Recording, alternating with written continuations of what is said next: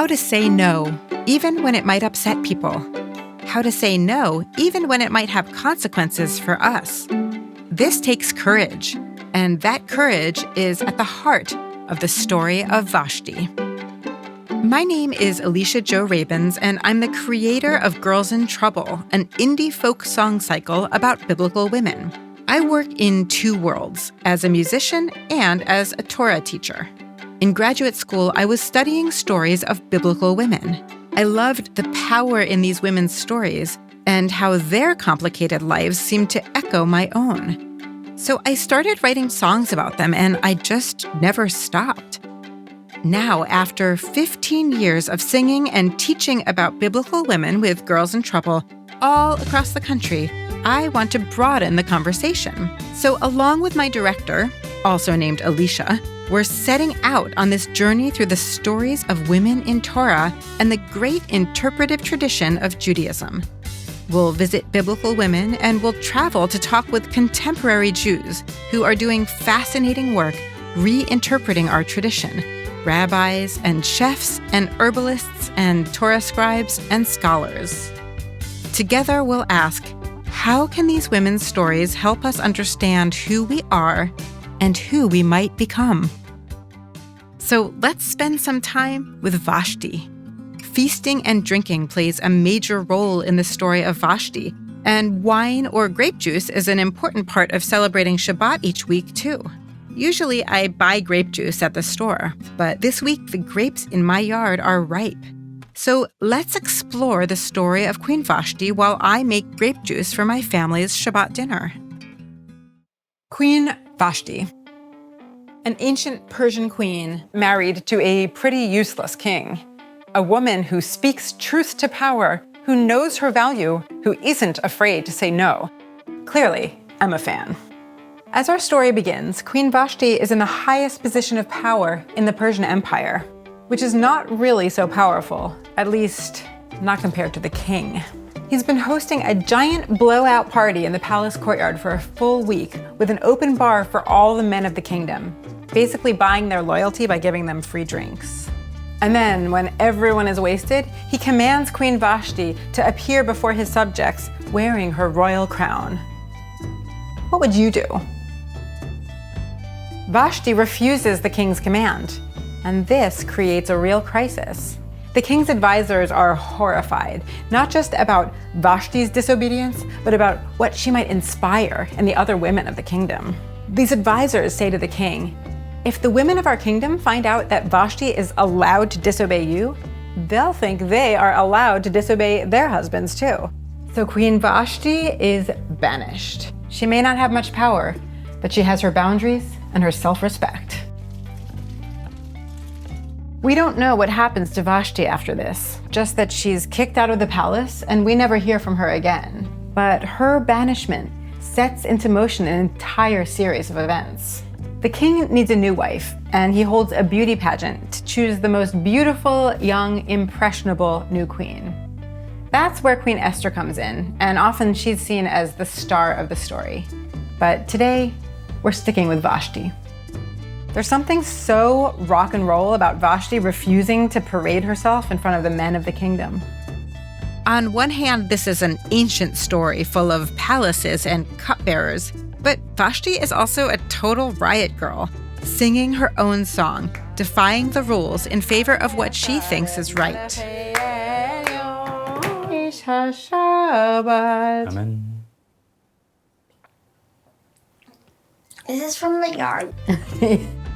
I wanted to get another perspective on Vashti from my fellow musician, Galeet Dardashti, who also shares my obsession with biblical women.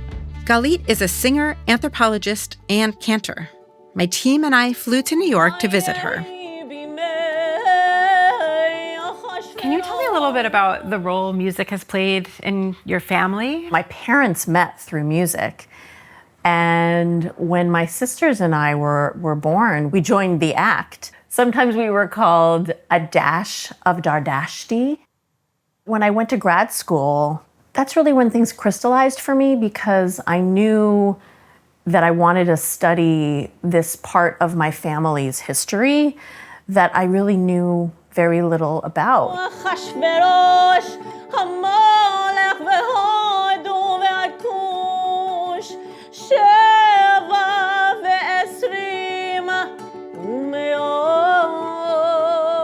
My father grew up in Iran. My grandfather was one of the most famous singers in Iran of Persian classical music. But I grew up here in the United States with a really kind of Ashkenazi upbringing. My Iranian father, he immigrated to the United States when he was 19. In Iran, his father was a singer that would sing at the Shah's palace, had a weekly spot on the radio, and concert halls in Iran. He would lead services for the community because that's what Jews did. There's no professional cantor. Is there a song that your grandfather sang that you also sing? One of the ones that I grew up hearing from my father was El Nora Alila, which is my favorite piece from Yom Kippur. Maybe I'll pick up a drum and play it. Yeah, but please. It might be loud. El Nora Alila, El Nora Alila, Hamselanu Mechila, Vishatanela, El Nora. This is one from the Ne'ilah service, which is a very dramatic part of the service because it's right at the end when you're kind of, been fasting for 24 hours, and it's your last chance to sort of make amends with God and with everyone else. And so I've always really been drawn to this piece.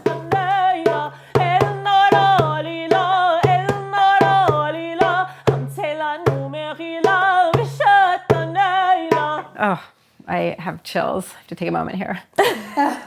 After this beautiful detour into Yom Kippur, we were ready to hear Galeet's take on Vashti, whose story is part of the Jewish holiday of Purim.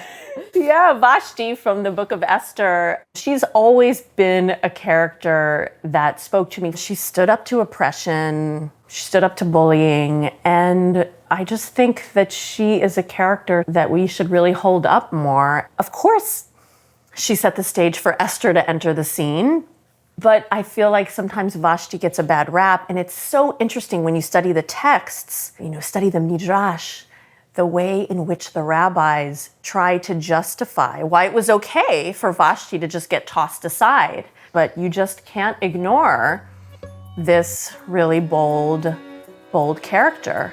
I'm going to step into the Torah hut for just a minute to explore rabbinic commentaries on Vashti. So relax and enjoy this mini break filled with fabulously geeky perspectives on Vashti's incredible story. Torah hut moment.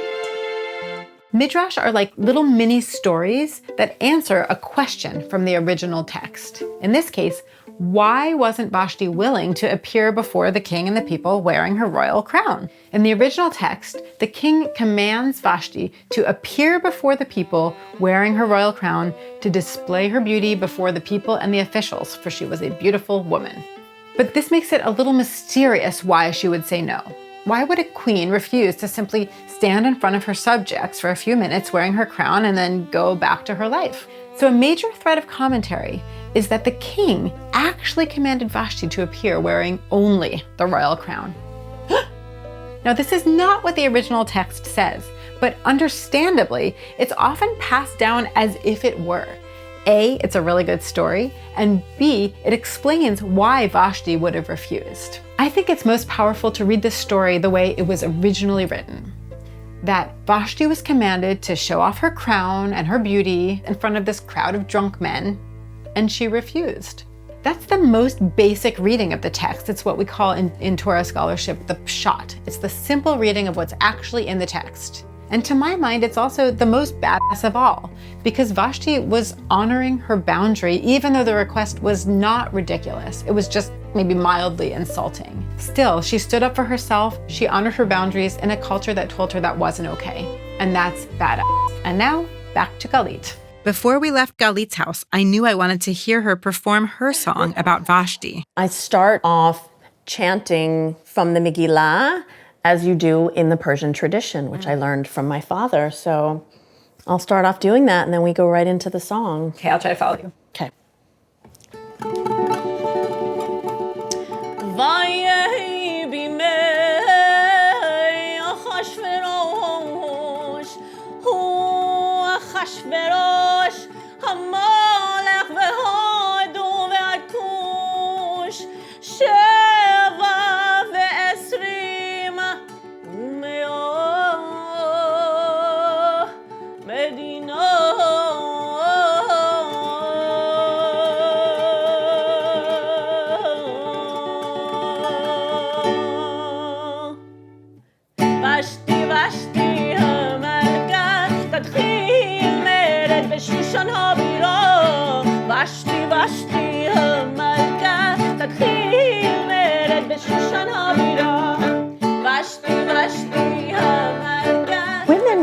absolutely, before the Islamic Revolution, they could certainly sing.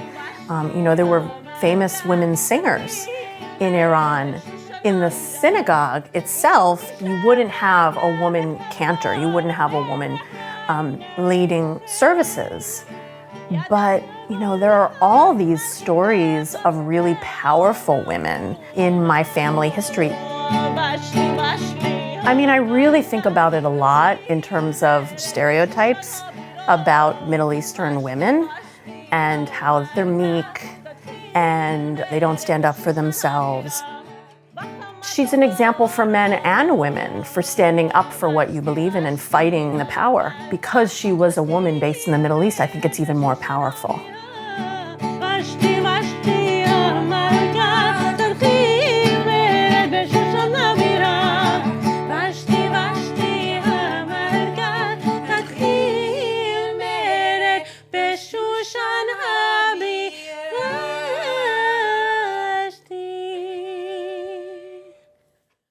I love Vashti's strength in this story, too.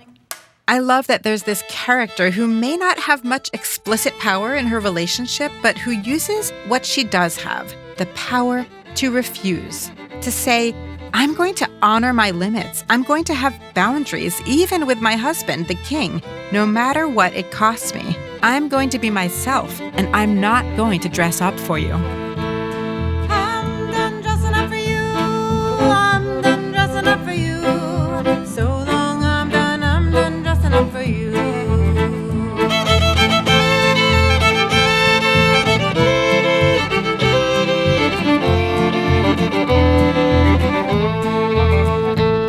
Well, you gave me a golden crown. Oh, you gave me a golden crown.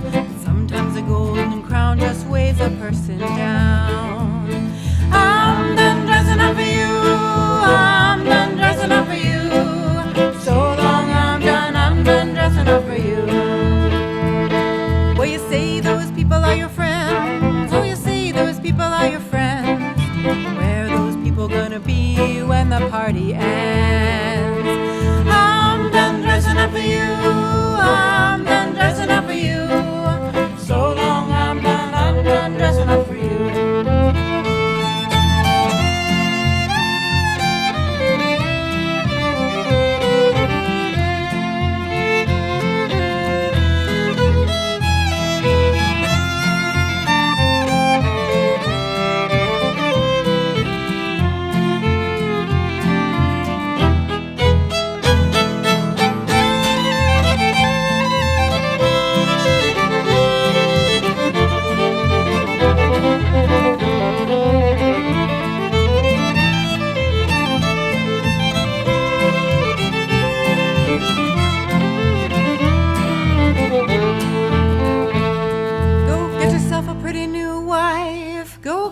A pretty new wife. I'll walk out that door and get myself a life. I'm done dressing up for you. I'm done dressing up for you. So long, I'm done dressing up for you. I'm done dressing up for you. I'm done dressing up for you. So long, I'm done dressing up for you.